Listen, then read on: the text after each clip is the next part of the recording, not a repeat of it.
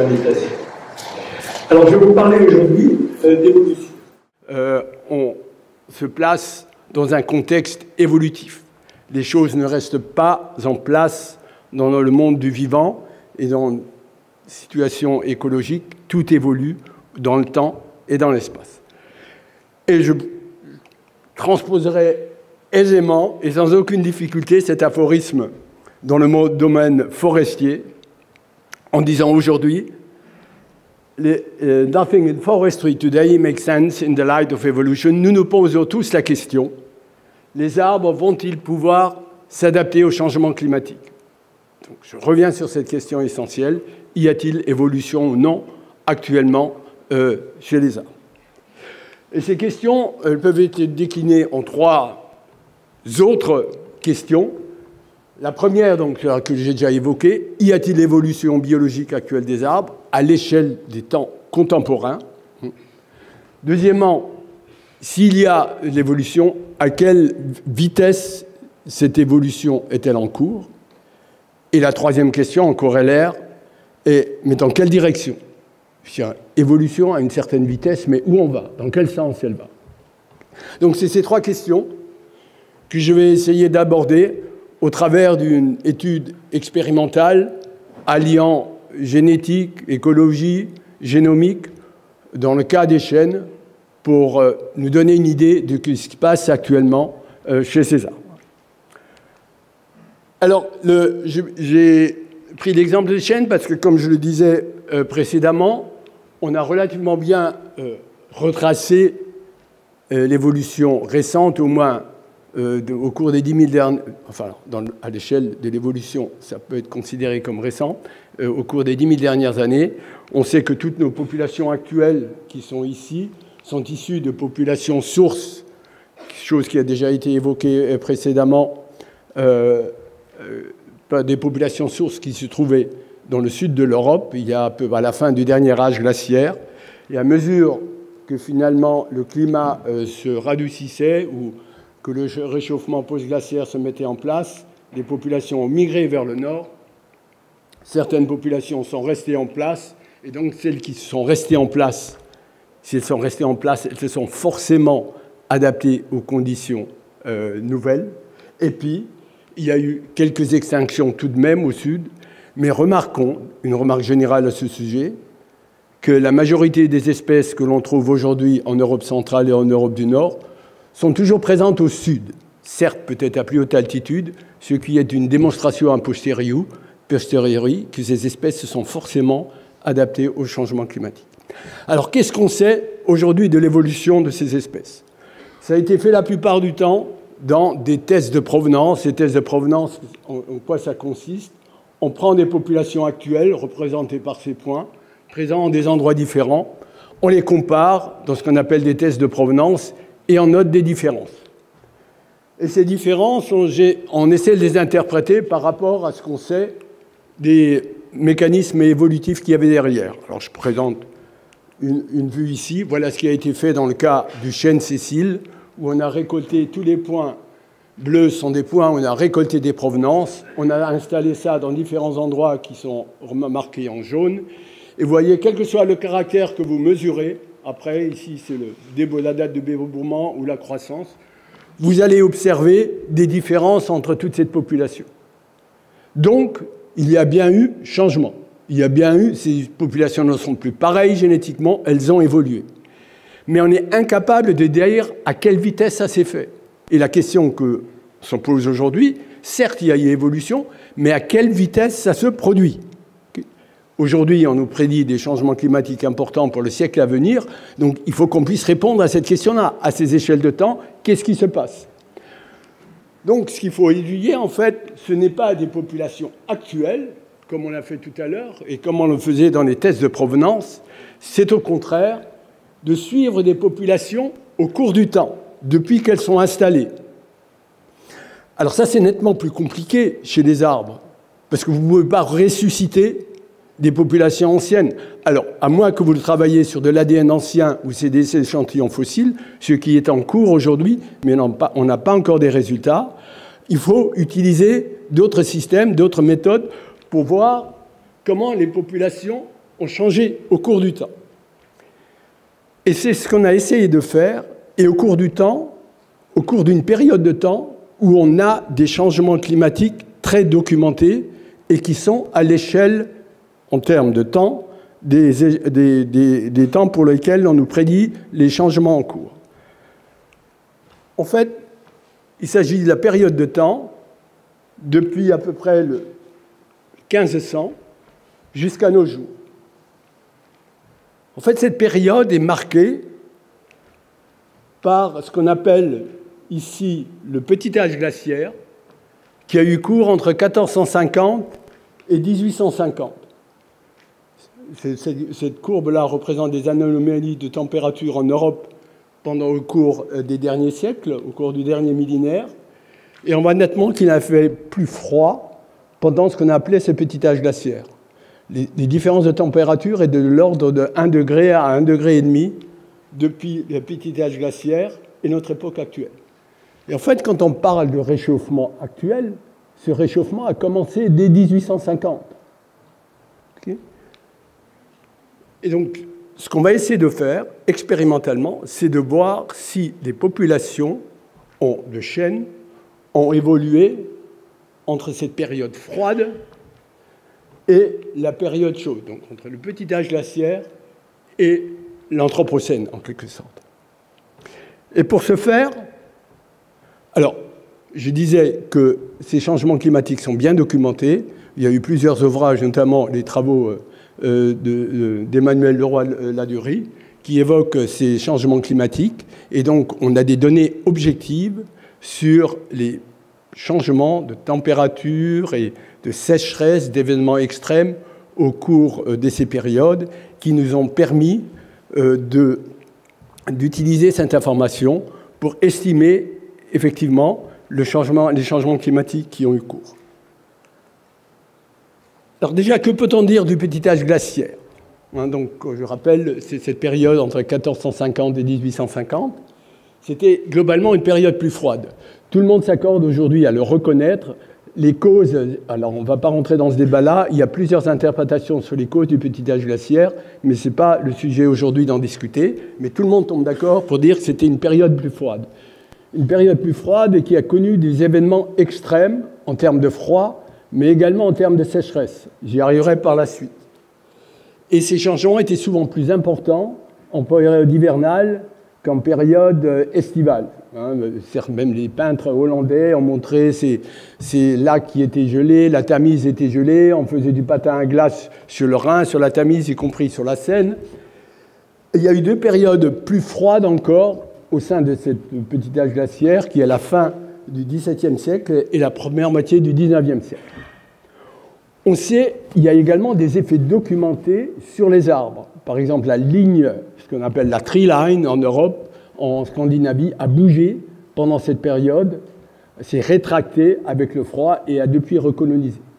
Et on a également des documents et des données sur les mortalités qui ont eu cours. J'y reviendrai tout à l'heure. Donc, comment est-ce qu'on a procédé pour essayer de voir, à partir du matériel actuel, s'il y a eu des changements génétiques durant cette période, entre le petit âge glaciaire et la période actuelle.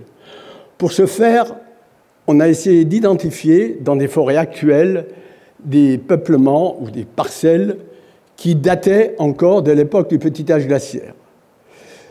Par exemple, en forêt de Tronchet, vous trouvez là encore une parcelle entière, d'ailleurs, deux sous-parcelles, qui est la fameuse Futay-Colbert, où les arbres ont de l'ordre de 340 ans. Il ne s'agit pas d'arbres individuels, c'est des populations. C'est des arbres. Et, bon. De la même manière, vous pouvez trouver, donc, en s'agissant de futaies traitées en futaies régulières, vous trouvez des parcelles qui ont des âges différents. Donc, on a pris 4 cohortes, embrassant cette période depuis le petit âge glaciaire jusqu'à la période actuelle. Donc, depuis 340 ans jusqu'à 2008, en d'autres termes, depuis 1680 jusqu'à 2008. Alors, est-ce que ce matériel va pouvoir nous répondre à la question ? En d'autres termes, est-ce que les arbres qui ont aujourd'hui 340 ans peuvent témoigner des effets de sélection qui ont eu cours il y a 340 ans? La réponse est oui, parce que s'agissant de futaies régulières, on sait très bien que l'évolution démographique d'une futaie régulière, alors vous connaissez tout cela, mais je l'ai rappelé ici, parce que c'est à la base de notre raisonnement. On a au départ, quand une futaie régulière est créée par régénération naturelle, des densités très élevées de semis. Ça peut aller des fois jusqu'à 1 million de semis à l'hectare. Et puis au cours des 10, 15 ou premières années, pratiquement 95% des individus sont éliminés par sélection naturelle, ou compétition pour les éléments nutritifs, pour la lumière, ou il peut y avoir également des mortalités purement aléatoires.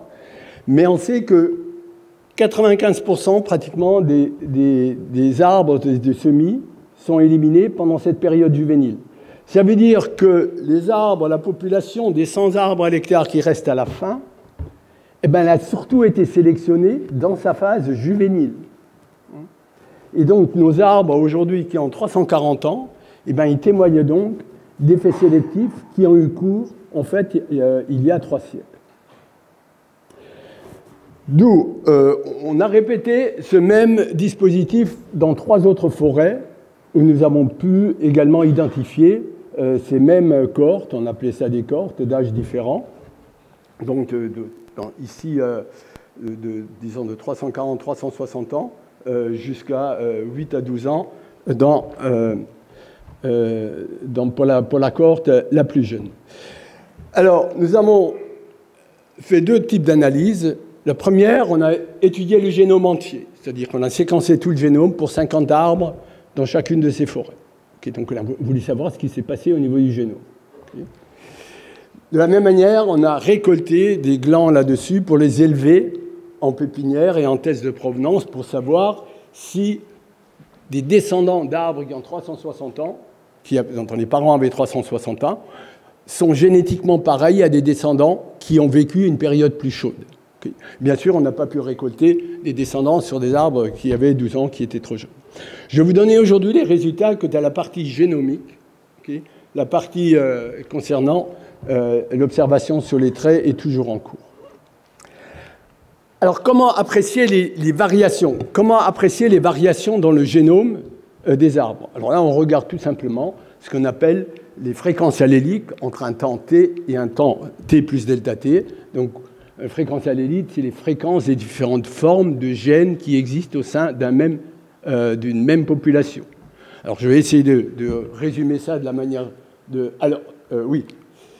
Donc, on regarde ça du temps t au temps t plus delta t. Est-ce qu'il y a des différences de fréquence? Alors, ces différences, s'il y a des différences de fréquence entre t, delta t et t plus delta t, ça peut être dû à toutes sortes d'éléments, ça peut être toutes sortes de facteurs. Ça peut être des changements purement aléatoires, parce que votre échantillon n'est pas le même. Ça peut également des effets dispersifs, comme ce qu'on appelle la dérive génétique de tels phénomènes. Okay. Donc on ne peut pas répondre. On ne peut pas identifier un effet de sélection naturelle si on n'a que 2 temps. Mais si maintenant je fais la même comparaison entre 1680 et 1850, et 1850 et 1960, et si les changements que je vois là vont dans le même sens que ceux-là, alors j'exclus tout phénomène aléatoire. Ça peut être que déterministe et systématique et lié aux différences de pression de sélection qui ont eu cours à ces 2 périodes. Donc notre analyse a simplement consisté à comparer les changements qui ont eu cours à ces différentes périodes de temps, pendant la période froide ici, pendant les périodes chaudes ici, et comparer également les périodes froides et les périodes chaudes. Au plan de la métrique, ça se mesure par un paramètre que l'on appelle des covariances. Les covariances traduisent des variations allant dans le même sens. Une covariance positive nous indiquerait que les changements que l'on note entre ces 2 périodes vont dans le même sens que ceux-là. Des covariances négatives nous indiqueraient que les changements dans le génome qui vont dans un certain sens ici, vont dans un autre sens ici. Ça veut dire que la sélection naturelle a changé de direction. Donc le principe est relativement simple. Il a été depuis testé et prouvé au plan simulation et par des méthodes théoriques. et je vous présente les résultats. Alors, oui, je vais vous présenter les résultats. Je vais simplement rappeler ce qu'on appelle par les fréquences alléliques pour vous montrer sur quoi l'étude est basée. Le génome d'un arbre, c'est à peu près, dans le cas du chêne, il a été totalement séquencé, on a publié ça il y a 3 ans, c'est 3/4 de milliard de lettres de ce style-là. Okay. AT4, le vocabulaire est composé de 4 lettres. ATCG, vous avez tous appris ça aux écoles. Et puis, chez le chêne, vous avez en moyenne, tous les 58 lettres, vous avez une lettre qui va être différente d'un individu à un autre, ou d'un allèle à un autre, okay, selon si vous comparez différents individus au sein d'une population. Et donc, dans le génome, vous avez à peu près 13 millions de ces sites où ça change d'un individu à un autre, ou d'une population à une autre. Donc notre analyse est basée sur l'ensemble du génome, sur ces 13 millions. Alors il faut savoir que s'il y a une variation ici, elle est en partie corrélée à la variation ici, parce que le génome, quand il est transmis, il y a des morceaux entiers du génome qui sont transmis d'une génération à la suivante. Donc il y a une certaine coordination dans ces variations au sein du génome. Les résultats sont ici. Quand je compare les variations dans la période froide, 1790-1850 et post-1850, où il est a priori beaucoup plus froide, je note une covariance positive, c'est-à-dire un effet sélectif, dans le même sens, dans les 3 forêts. Okay. Donc il y a eu des changements dans le génome, dans le même sens, pendant la période. Si je regarde les résultats dans la période chaude, je trouve toujours, si rien ne se passait, s'il n'y avait pas de sélection, ces covariances devraient être nulles. Hein, donc, elles vont dans un certain sens, il y a une évolution déterministe dans un certain sens. Et donc, pareil, dans 2 forêts, Bercé et Reynaud-Valieu, c'est positif. Mais chez Tronchet, la variation va déjà dans l'autre sens. Et alors, si je compare entre période froide et période chaude, en d'autres termes, est-ce que les changements qu'on a vus en période froide dans le génome, entre 2 périodes successives, vont dans le même sens que les changements qu'on a vus en période chaude? Eh bien, on voit que dans 2 forêts, c'est passé en négatif, comme tout à l'heure chez Tronchet. Donc, si on résume, on a des changements évolutifs perceptibles au niveau du génome entier en période froide. On a des changements également en période chaude. Mais ces changements vont dans des directions opposées entre période froide et période chaude. On a des changements parallèles entre les 3 forêts. Donc, tout ce qu'on a détecté là-dedans, c'est des facteurs systématiques d'évolution et qui, compte tenu de ce que l'on sait, ne peuvent être dus qu'à la sélection naturelle qui a eu cours entre ces périodes froides et ces périodes chaudes. Ce qui nous a poussé à regarder un peu plus en détail ce qui s'est passé pendant ces périodes, en termes notamment d'événements extrêmes. S'il y a eu sélection et s'il y a eu évolution, il y a eu forcément des mortalités plus importantes qui ont finalement conduit à des changements de fréquence allélique. Donc on a cherché des facteurs qui auraient l'environnement, pression de sélection, qui ont pu contribuer à cette évolution des fréquences alléliques. Donc pour cela, on a regardé, par exemple, le nombre d'hivers extrêmes par décennie. On s'est inspiré de données objectives ici.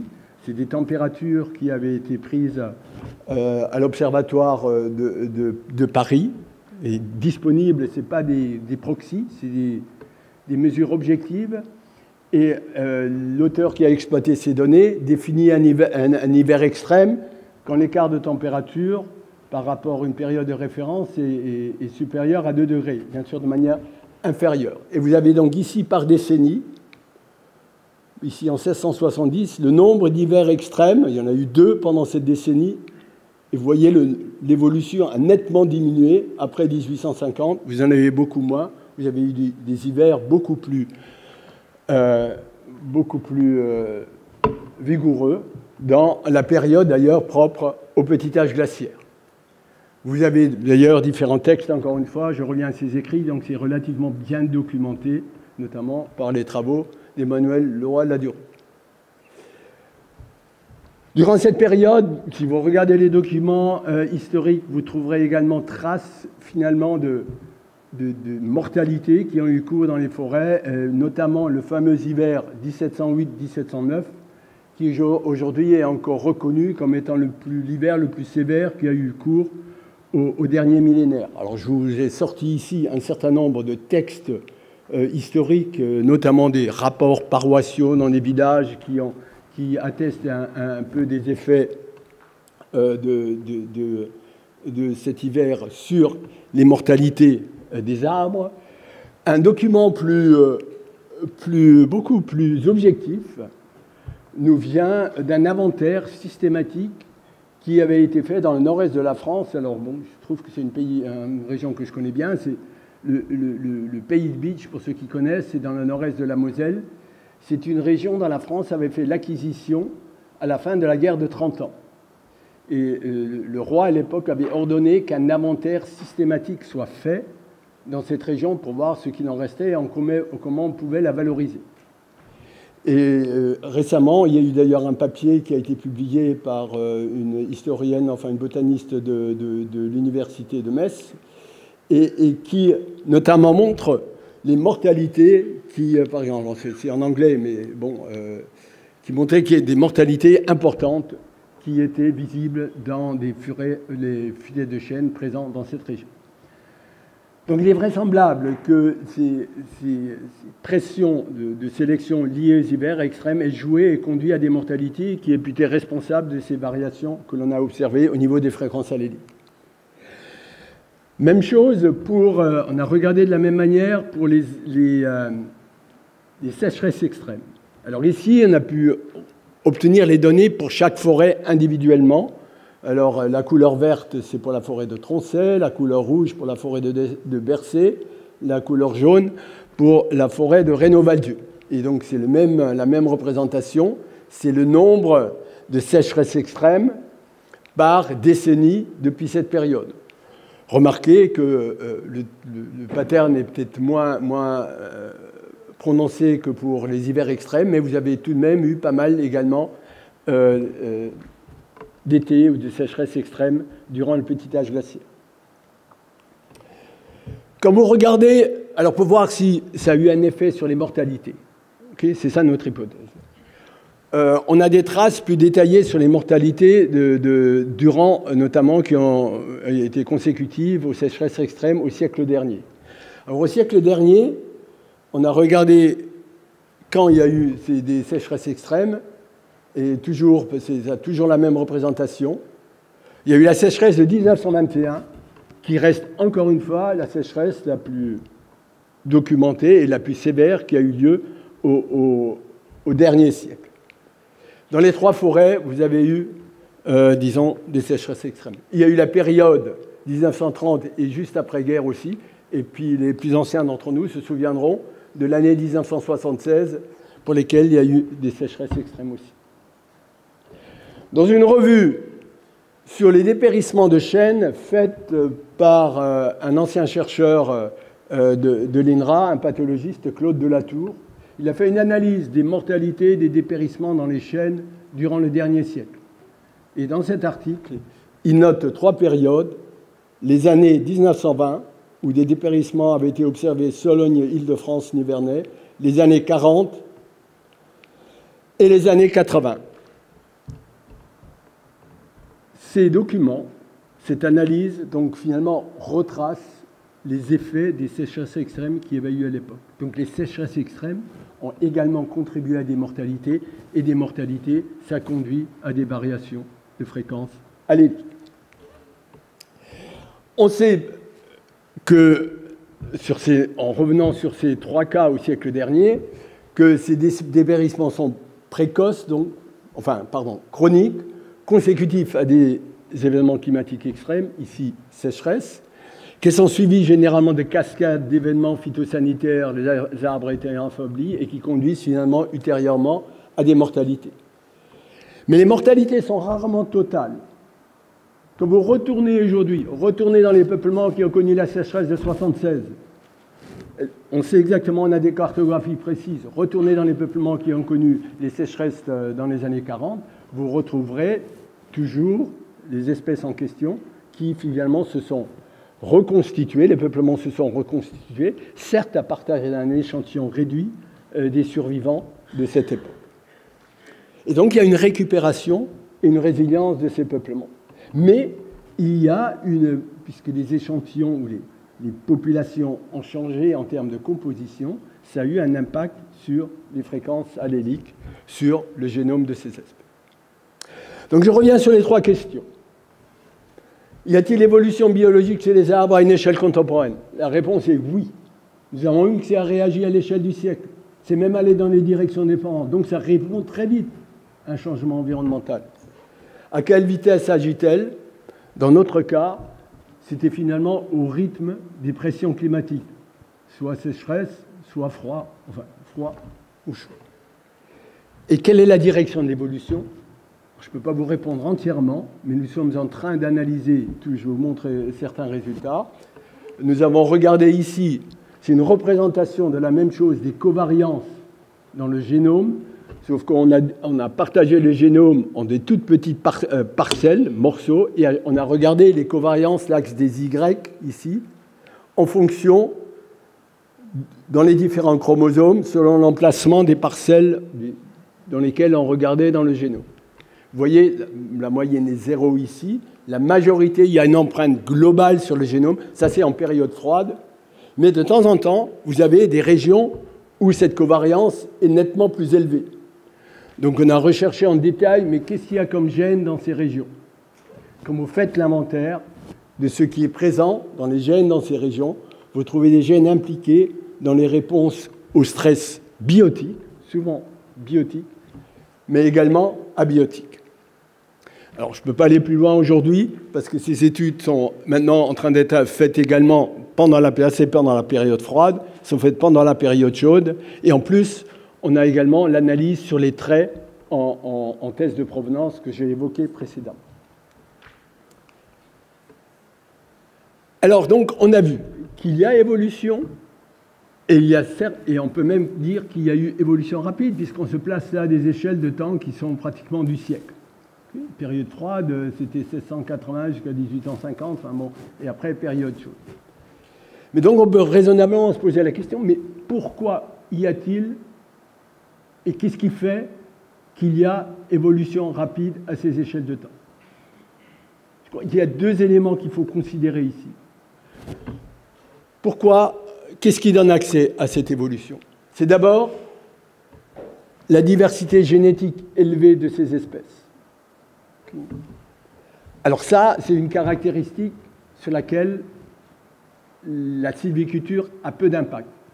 C'est finalement la diversité d'une espèce, la diversité génétique, elle est héritée de l'évolution des espèces. Donc on ne peut pas trop la modifier, sauf à complémenter une population à partir de glands venant d'ailleurs. Enfin bref, c'est moins modulable que le deuxième élément, qui est le taux de sélection élevé. Alors le taux de sélection élevé, c'est une caractéristique qui dépend du milieu et de la sylviculture appliquée. Je vais illustrer ça dans les diapos qui suivent.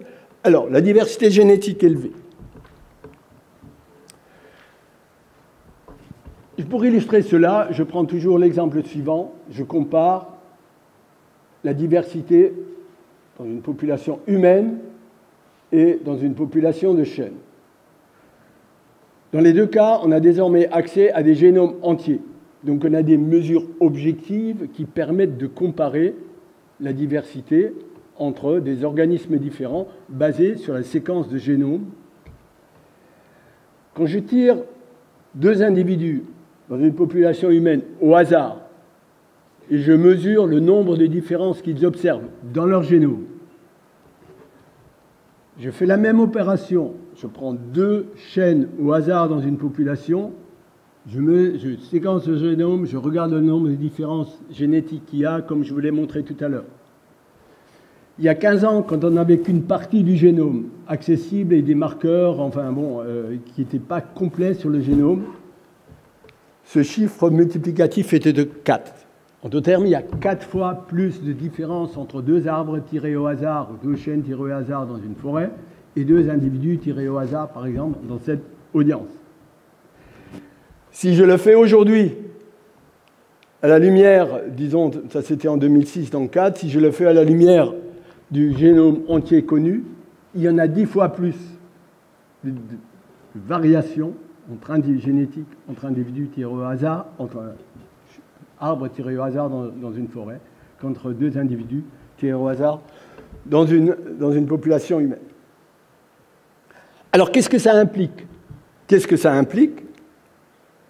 Je prends le cas où on a une diversité élevée, je reprends la distribution, par exemple, de la valeur adaptative dans une population, ou d'un caractère lié à la valeur adaptative, comme la croissance, la reproduction, ce genre de choses. Dans une population à diversité élevée, et dans une population à diversité plus faible. Avant sélection naturelle, la moyenne se trouve ici. S'il y a sélection naturelle, si je prends X% sélectionnés naturellement dans cette population, la moyenne se trouve ici. Donc j'ai un saut dû à la sélection dans la composition de ma population qui est de cet ordre de grandeur. Si je fais la même chose dans une population qui est peu diversifiée et que le même, en proportion, c'est le même sous-ensemble qui est sélectionné par la sélection naturelle, on voit très bien que le saut dû à la sélection, entre avant et après sélection, est beaucoup plus faible. Donc, on voit très bien que la diversité, enfin bon, ça s'enseigne par ailleurs, la diversité est un des facteurs essentiels de l'évolution qui peut accompagner une espèce d'une génération à la suivante. Le deuxième élément, c'est le taux de sélection dans la population. Je compare deux cas extrêmes.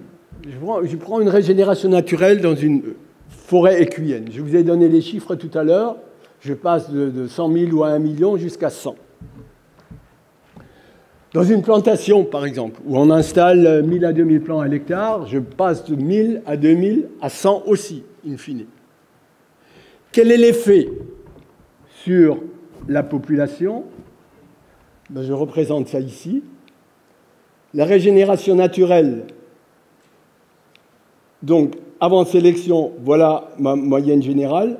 Après sélection, puisque la proportion est beaucoup plus faible par rapport au départ, je me situe beaucoup plus à l'extrémité. Donc mon saut évolutif est beaucoup plus grand que dans le cas de la plantation, où la proportion des individus par rapport à la population de départ étant beaucoup plus faible, l'écart est beaucoup plus faible.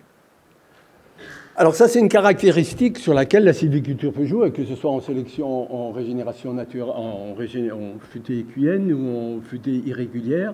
Ces différences de démographie entre le jeune âge et l'âge adulte, finalement, représentent la prise que peut avoir la sélection naturelle sur ces populations et donc, derrière, sur les sauts adaptatifs qui peuvent accompagner ces populations d'une génération à la suivante. Donc je vais tirer quelques conclusions de cette étude.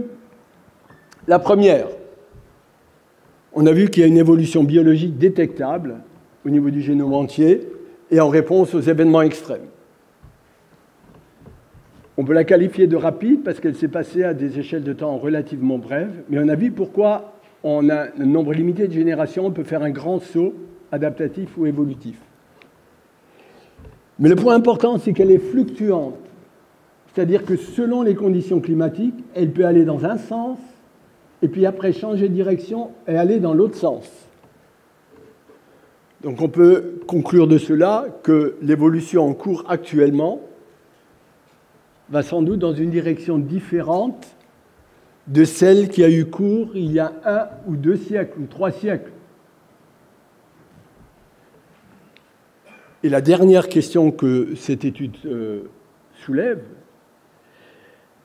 Est-ce que le maintien d'arbres très vieux ne peut pas constituer un fardeau évolutif dans les régénérations, parce que ces arbres ont été sélectionnés il y a 3-4 siècles, ou enfin pour les plus vieux dans les forêts que j'ai citées, pendant une période très froide où la sélection est allée dans un certain sens, et aujourd'hui, elle va dans un sens différent.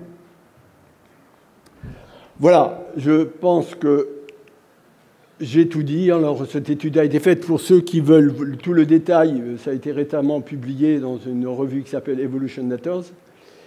Ce travail a été fait en commun avec l'Université d'Uppsala. Les génomes ont été séquencés au Génoscope. L'Office des forêts a également contribué. Et ça a été financé par un projet ERC européen, France Génomique, l'Office national des forêts.